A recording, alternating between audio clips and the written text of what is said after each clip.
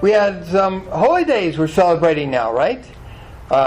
Yesterday we celebrated True Children's Day, and tomorrow we celebrate the Foundation Day for the Unified Nation of the World. That's a mouthful, right? That's quite a long one.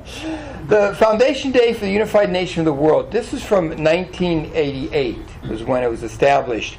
And Father Moon said, on this day, making this proclamation, it's a day when the earthly world and the heavenly and the spiritual world could start to become more united together as a foundation for uniting the entire world.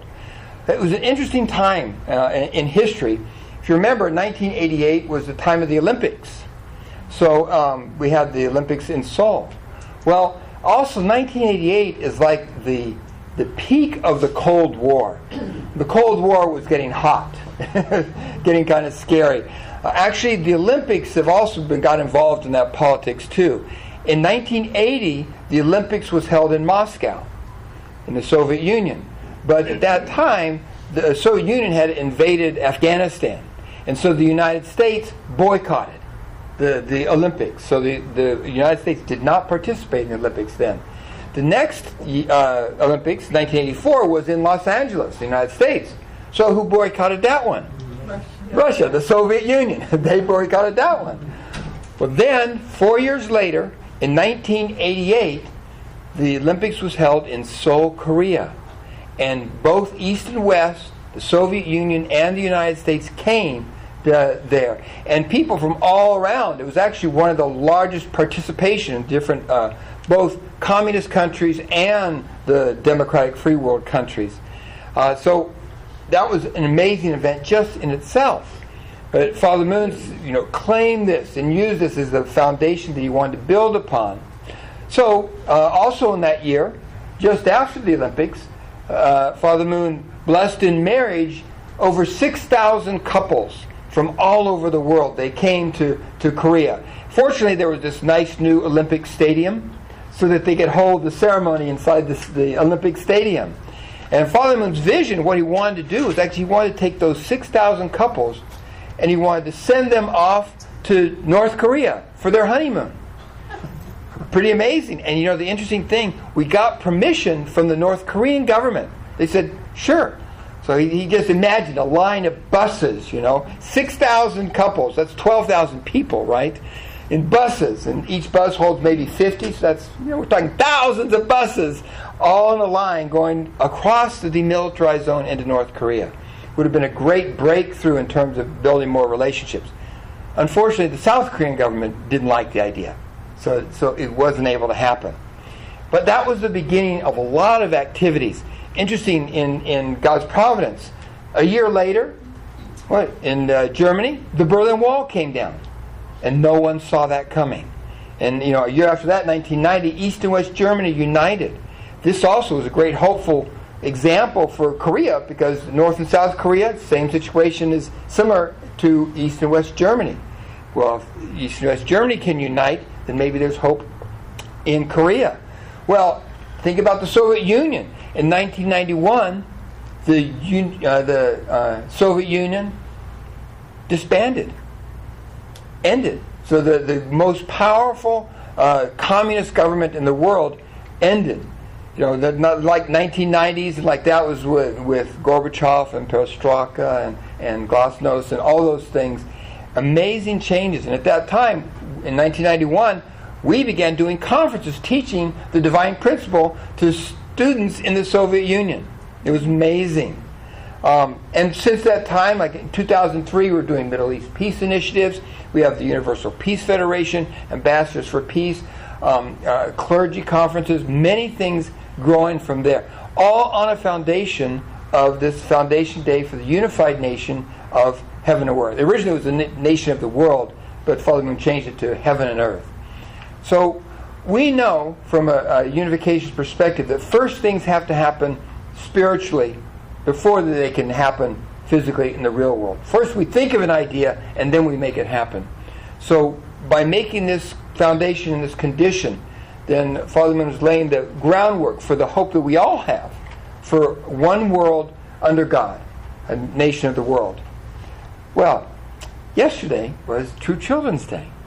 That's also a very significant holy day for our church, because from God's providence perspective, what's the most important thing? That God can finally reclaim us as His children. We've been separated and lost from God as our Heavenly Parent. Here's what Father Moon has to say. He says, we may have a lot of confusing problems, but there's only one fundamental problem in our heart. It is the fact that we've lost our parents. Mankind's loss of the parents and Heavenly Father's loss of His children has to be recovered. So on this day, True Children's Day in 1960, was the foundation laid for that true family and God to be able to claim His children again. You know, at this point, humankind, we now have the chance to connect with God's lineage. We can connect to God and become the sons and daughters of God that can comfort God's heart. And also, this was a time when God and true parents had children of their own on earth. So, combine those two together. Let's be those true children that God's looking for and create that unified nation of heaven and earth. Okay, so we have an offering table, we have a cake, some celebration today, spanning yesterday, today, and tomorrow we'll be celebrating, right? Well, so for the last few weeks we've been going through this series looking at keys to a life of joy and fulfillment. Because, you know, in our life, what do we want? We all want to experience joy in our life, and we all want to be fulfilled in our life. There's lots of routes and ways that we can go in our life that take us all over the place, and not necessarily bringing a result that brings joy and happiness and fulfillment in our life. So we've been looking at some of those. The first week we looked at ownership, really the sense of responsibility. If I take ownership and responsibility, I can find joy and I can find fulfillment. And then we looked at love, because love, of course, is the key to everything. Fundamentally, the most important thing in our life is the experience of God's true love. And we talked about generosity and service. Joy through being a person who makes a difference with others, serving the world. We talked about perseverance, which is one of those characteristics that we need to cultivate, because sometimes if we really want to be fulfilled, we need to make effort and work. So cultivating perseverance. And last week we talked about vision. We need to see where we're going if we want to get there. This week we're going to talk about creativity. And how creativity is very important and critical for us to experience genuine joy and fulfillment in our lives. So, here's some definitions of creativity. Creativity is the ability to produce something new. Well, even expanding on that, creativity is the ability to influence or bring change to things. If you think about it, we don't really create things, we just make new combinations of things. You know, this song that they sang today, amazing, wonderful song. You know, were they great? Great to hear them performing. But that song just has maybe about 8 chords. They're just using those same 8 chords over and over in a different way. It's been combined in a unique way. And the notes, you know, there's only so many notes that we use. But they've been combined in an amazing way to create a new experience for us. One other aspect of creativity is that really creativity is where we make things change. Our ability to make things different, to make a difference in the world and in the environment around us. So, we are designed as creators. Fundamentally, this is the way God made us. We are made to be people who have true dominion. Remember, we talked about the 3 great purposes: to be an individual of true love, to have a family of true love, and to have dominion over things in creation. This is our creative power. This is the power that God's longing to see manifest in our life, is our creativity. I'm going to be sharing some things from Unification Thought today. This is Unification Thought is unification. The divine principle is more the theology of us as unificationists. Unification Thought is more the philosophical application of that theology. So this is from the book called New Essentials of Unification Thought. Why did God want to give His creativity to human beings? It was in order to bless human beings as the lords of creation and to give to them the qualification to enjoy dominion over all things. So we should underline the word joy. Enjoy. through our creativity is how we can experience joy in our relationship with things in the creation. Now here's from the Divine Principle. Divine Principle says, by fulfilling their given portion of responsibility, which with even God does not interfere, human beings are meant to inherit the creative nature of God and participate, underline that word participate, in God's great work of creation, bringing about change in the world. God designed us, is longing to see us as His partners in creation, in creativity.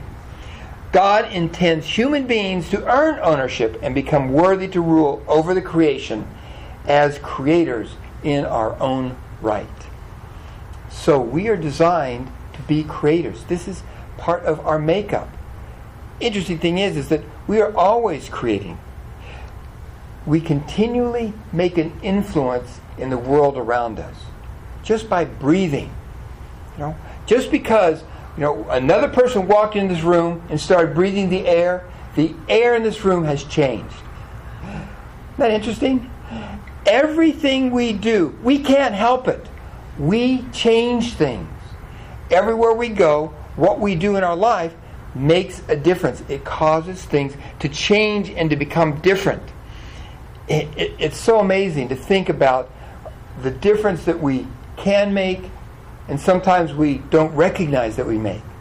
Sometimes I come into a meeting or a small group of people and they're sharing what your attitude is, what your feeling is when you enter into that group. If I come in and I've got a frown on my face and I'm like this, then the conversation changes. Even I don't say a thing, but suddenly my creativity has now influenced them. Or if I come in with a bright spirit and I'm paying attention, I'm listening to people. Do you ever notice how when you listen to someone and give them your eye contact, that they speak more and they actually can share more deeply? This is our creative power. Even it looks like we're not doing anything, but we have this power to make changes and to influence what's happening around us. Here's again from the Unification thought. It's not only artistic creation, but any activity which one's creativity is expressed is included in the concept of creation. This creative expression will differ from person to person. Each one of us is unique. In this sense, if one lives one day to the fullest, expressing his or her creativity in everything they do, the footprint of that day becomes a work of art. Now, if we think about our lives, our daily lives, the choices I make, they also shape who I am. I'm co-creating who I am. But each day is like a tapestry that we're painting for God, our loving Heavenly Parent who wants to have this loving experience of joy and relationship with us. Every morning when we get up, God looks at us and says, I can't wait to see what they're going to create today. What kind of day are we creating? Every day. The tapestry, the choices we make, the things we do every day. Is that bringing God joy? Oh, I'm so happy. Look at what they're doing. It's so exciting. Unfortunately, often that's not what we're doing. Unfortunately, often our creativity is, look, God's going, oh, please, don't go there. Don't do that. Please, please. How many times do our parents look at us and say, don't. So, our creativity, we're doing it all the time in our daily life. This section continues. It says, furthermore, the footprint of our entire life becomes a life work of art. Hence, God feels pleased when looking at the face, the behavior, and the creative activity of each human being with original human nature. Our original nature is to be loving and to be creative. And God is anxious to see that lives. When we go to the spiritual world, what do we take with us? We don't take any paintings I ever painted? No. Any money I ever made? Anything that I've done? Anything I built? All the money I own? None of that goes with me. But what goes with me is my experience in what I created. The tapestry of life that I created. amazing. So, creativity, we're designed as creators. We can't help it no matter what we are creating. So, the question becomes so how do I become a creative person? How is my creativity going to bring joy and fulfillment in my life? So what are the key points, some key elements for a joyful and fulfilling creativity in my life? Because no matter what we're going to be creating, we're going to be creative. Well, the first point is true love has to be our motivation if we want to have the maximum joy, the maximum of fulfillment in our life. Love is the key of everything. When love is our motivation, and remember the definition of true love, it's thoughts and words and actions for the benefit of others, even at the expense of myself. So true love, wanting to make a difference, a positive difference, loving people, caring for people, this motivation is where we're going to find the greatest joy in our creativity. The challenge is that whatever our motivation is, if it's not true love, we can be very creative. In fact, there's some very creative people creating some very evil stuff. Some very destructive things. But the joy we want to experience in our life comes from creating with true love. Here's again from Unification Thought. For the most part, it's talking about the reality of our real life. Creative activities have become self-centered. You can think about so many examples in life how someone, they're very brilliant geniuses that created things, but they were creating things for their own selfish purpose. How about all the creative business people? They create a business scam. It's amazing. I think about, I go on the internet, I check my email, and these people are so smart and so tricky, they make it look just exactly like, oh, you have already won. Just click here, download this file, and you'll get $1 million. Well, that one wasn't so creative. But it was the one that says, oh, your bank statement is imbalanced. Has the same logo for my bank and all that. Very creative. It says, oh, please check this and download this to update your file. Oh, that makes sense, right? Evil people, right? But they're using their creativity, not for the benefit of others, but for their own benefit. But you see the situation even at home, right? I mean, some of us can remember, and if you can't remember, I don't believe you. But as parents, we also see it, how creative kids can be to get out of work, right? Oh, I did that yesterday. Oh, you mean I need to clean? Oh, it doesn't really need to be cleaned. Or even more creative. Oh, that beautiful pie. Oh yeah, everybody got a piece. So there's one piece left over. Can you think of all the creative explanations and justifications why, I should eat that piece. Mom, you get a little bit heavy. Dad, you don't really like that so much. You already had one. And if I eat it, no one will mind. So, right? Creativity, right? Usually that creativity is used to get excuses to help us get out of something or to escape responsibility. But genuinely happiness doesn't come from that creative use. It feels good in the moment. Man, I tricked them, right? I got my way. But it doesn't bring the fulfillment that we're really looking for. It doesn't bring the joy. So being able to apply that amazing creativity that we have to making a positive difference in the world, that's where joy really comes from. Well, here's some more examples. In addition to using our creativity to cause bad things, the other side is sometimes we don't pay attention to the effect. Here again from Unification Thought. People have also become quite unconcerned about what happens to the environment or to other people. Excuse me. This has resulted in diverse problems such as the destruction of nature, pollution, development of weapons of mass destruction, and so on. If you think about all the things that happen, how many people are thinking and caring about the big picture? Maybe they use their creativity to invent something without thinking about what the impact of that would be, or they create a business scam that moves forward and not thinking about the people that are going to be damaged or hurt by it, only thinking about what's the benefit going to be for me. This is a problem. Creativity is being applied, but it's creativity that's not going to bring joy, fulfillment, and satisfaction in our lives. In order to solve these problems, again from Unification thought,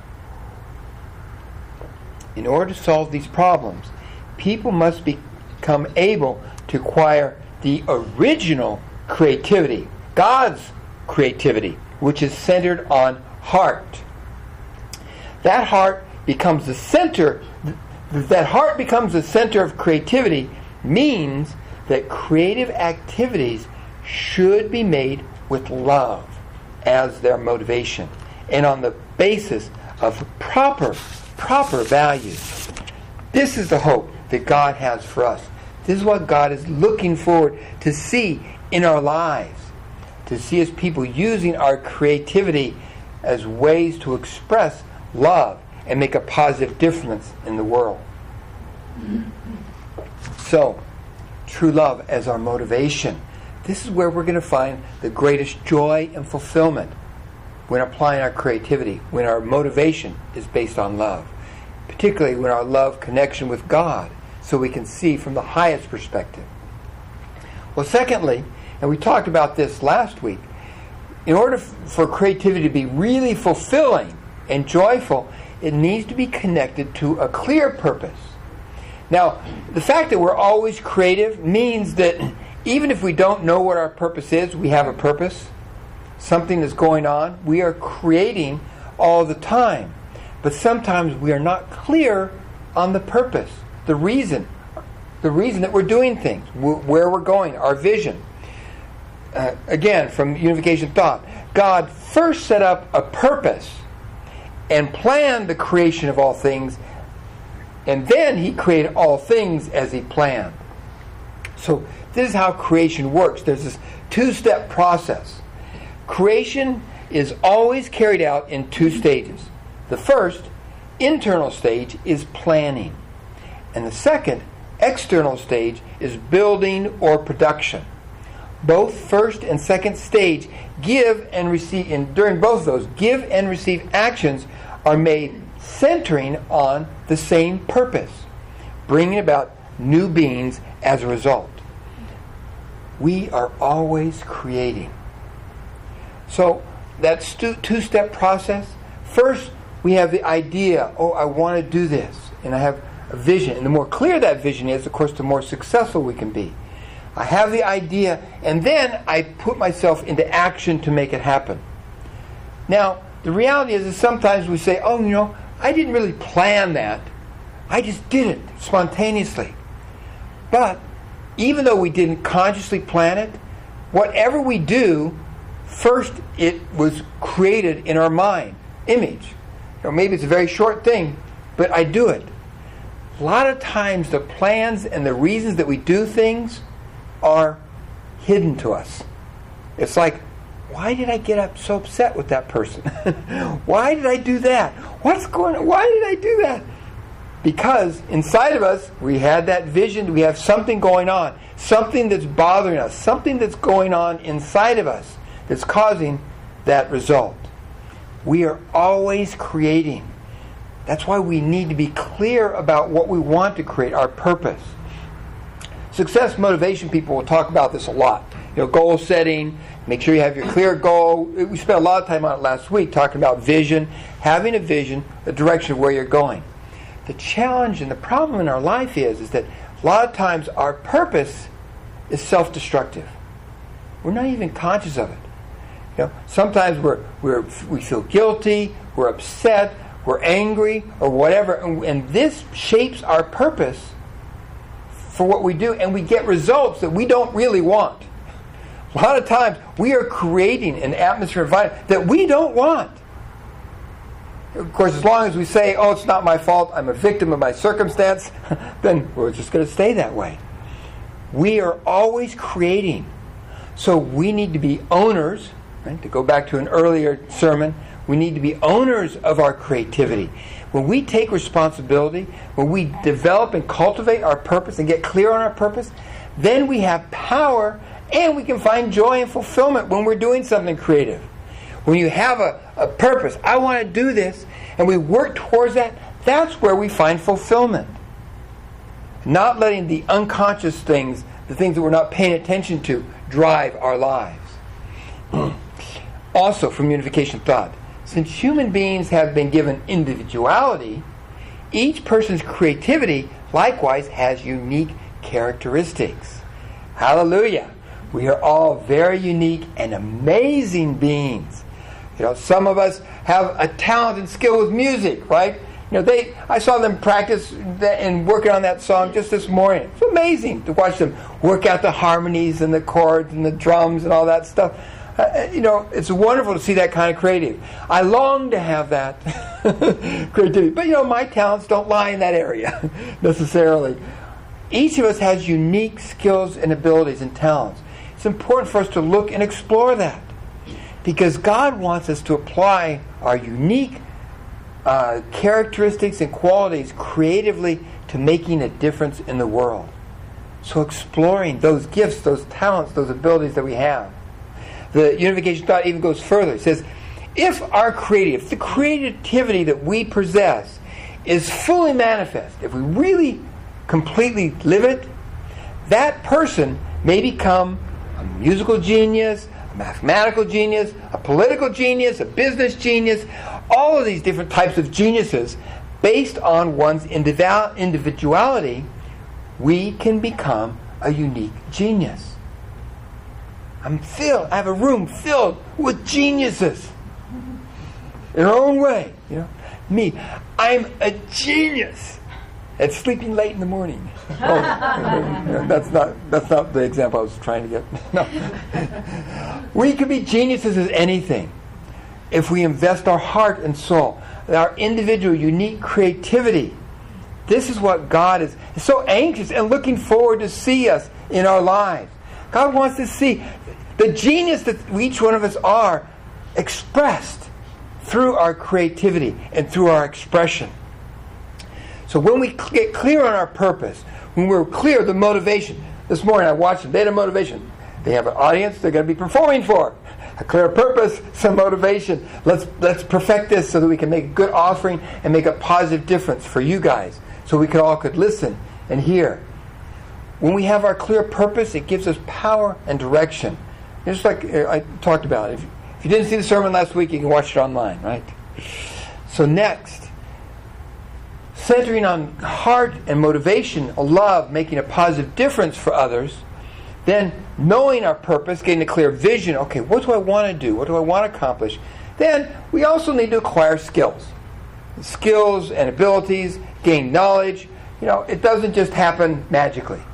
So even though that song, they worked on it, already before they did that, they acquired skills and understanding chords and understanding beats and rhythm and music, and they cultivated that talent. If I want to be able to communicate with someone in another language, I need to learn the language, right? Sign language will only get me so far. My creativity will be limited. How about if I want to speak eloquently about all kinds of fancy things, but I only have about 5 or 10 words?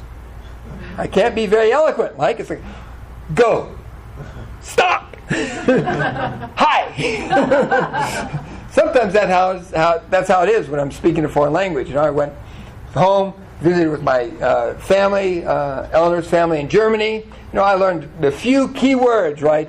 It's like gut geschmeckt, tastes good, and ich bin satt, I'm full. Nein, danke, thank you, I'm full. So those are but how creative could I be in really communicating, right? Unless I learned the vocabulary. With any of our skills, we want to be successful in business, in art, in performance, in politics, all these things we need to learn and develop skills and abilities. So our creativity has lots of material to work with. So it means we have to invest to acquire skills and abilities. And that takes work. That takes energy. We need to spend time. important. If we have a heart, we have the motivation, the desire. Especially if we have a purpose, a clear purpose, then we see, well, in order for me to accomplish that purpose, what do I need to get there? Well, that's the skills, the abilities, the training, the education that I need in order to get there, as well as the practice. Next point. In this world, it's very easy for us to be consumers. We live in a consumer society. Consumers are good. We need consumers, But it's important in our life we balance out that receiving and consuming with being producers. People who create things. People who do. Every day in our life we should look and think, what was it that I created today? What did I produce today? Even if I produced a smile on everybody's face because I made a funny face when I waved at them, What did I produce today? We should think about ourselves. We should be producers. God needs people who are producers in life. It's so easy in this society to be a consumer. Plug into the TV, plug into the computer, and just, la la. Oh, how funny, look at those doggies. Oh, that can't do that. That can't be real. I like that commercial where you have the grandparents who've got the car and they're out camping and doing stuff, and the daughter's there going, look at that. Oh, I'm so worried about my parents. They don't have any friends on Facebook. Actually, they have 6. They only have 6 friends. Me, I've got 100,000 friends on Facebook, But she's sitting at her desk, Maybe she produces a little bit by she posts a picture, right? So she shares a picture. She's being creative, right? But how much more potential do we have when we're actually generating and creating things? Let's be producers. Not just consumers. We need consumers. That's where the joy comes from, the interaction of producing and consuming. Producing, giving out, and someone who will receive it and respond to it. But let's don't get lazy, and let's don't just live our lives as consumers and receivers. Let's be active people. And every day, make sure we are producing, creating something, making a difference in the world around us. Final point. Give your best. When God created the universe, Father Moon told us over and over, God didn't hesitate. God gave everything, invested his whole being and power in creating this universe. And this is the way we should be when we create. We should invest our whole being, our best. Here's how Father Moon puts it. Father Moon says, creation requires an investment of energy. An artist's great hope is to create a masterpiece. An artist invests all his efforts into making great works of art. But a masterpiece appears only when the artist gives everything and feels he cannot give any more. Creation starts with investing oneself. Investing. If we take on a task, if we want to experience genuine joy and a feeling of fulfillment through that action, that creativity that we're doing, we have to give our all. If we do something halfway, the joy that we can experience from that is limited. When we experience some joy, but the sense of real satisfaction and real fulfillment comes when we know we gave our best. We invested our whole self into this, so that we know we're offering the best that we could offer. This is where joy and fulfillment comes from in our lives. Let's be people who give our best so that we can experience the greatest joy. God is looking for us. God designed us as creators, no matter what we are creating. So in our life, to experience the greatest fulfillment and joy, because of our creativity, we need to center it on love, God's heart. That's our motivation for everything. We need to seek out and define those purposes, those directions, the vision, the goals, where we're going, so we can find satisfaction on our way as we're going there. We need to invest to acquire those skills and abilities, practice, energy. We need to produce, be people who create, not just consume, and invest our whole being. Here's also from Father Moon the vision of what a world filled with created people would be like. The original garden, like the Garden of Eden. The garden is a world of happiness wherein everything can be in tune with others in its unique way. Each of us are unique. In front of the rhythm and of joy created by God and human beings through their maintaining mutual harmony. Can you imagine a world like that? The harmony between God and human beings. God's amazing creativity bouncing off and reflecting. Billions of people, each one a unique creative being, giving energy to God and multiplying that creative process. What kind of joy and potential is there? This is what God is longing for and hoping for. And God is aching and grieving because we're so far from that. He knows the potential. He knows. He has this vision of what kind of world we could be living in. A world filled with happiness, with everything in tune with each other, in our unique way, expressing our creativity. This is where each one of us, in our own creative way, can dance and do all kinds of harmonious activities that bring joy and fulfillment in our life. Father Moon says, when this occurs, the creation will exclaim, "Aha! This is worth being born for." Would this not be the greatest wish of even the tiniest forms of creation, to become eligible to take part in that joyous feast day of love, which would be held by God and humankind as we interact, and to share that joy with others? This is God's desire for us. That world of genuine joy, genuine fulfillment that can be accomplished through our life of creativity. Please join me in prayer. Father and Mother God, thank you so much for your precious love, for the investment that you've made in each one of us, for the precious gift of creativity that you gave us so that we could become your true children, that we could truly reflect your nature as creative beings. Heavenly Parent, we want so much to be those good and faithful partners that create that environment of joy and fulfillment that you can rejoice in, that we can rejoice in, that the world can rejoice in. Heavenly Parent, we know that this is what your heart longs for, and it's what our original mind longs for in our lives. We pray, Heavenly Parent, that you can touch our hearts and minds. Guide us to grow that heart of true love. Help us focus and be clear about the purposes we're acting in our lives. Help us cultivate the skills that we need, the skills and knowledge and ability. That we can be producers, not just people who receive, but people who contribute and make a difference. And finally, Heavenly Parent, we determine through all of our activities and all that we do, we will give our best for you and for the sake of the world. Thank you, Heavenly Parent, for your precious love, for your blessings. Please receive our offering as we determine and go forward as your grateful sons and daughters. So we offer this prayer together. Amen and adieu. Okay, thank you, everybody. Please turn with your nature and share about creativity.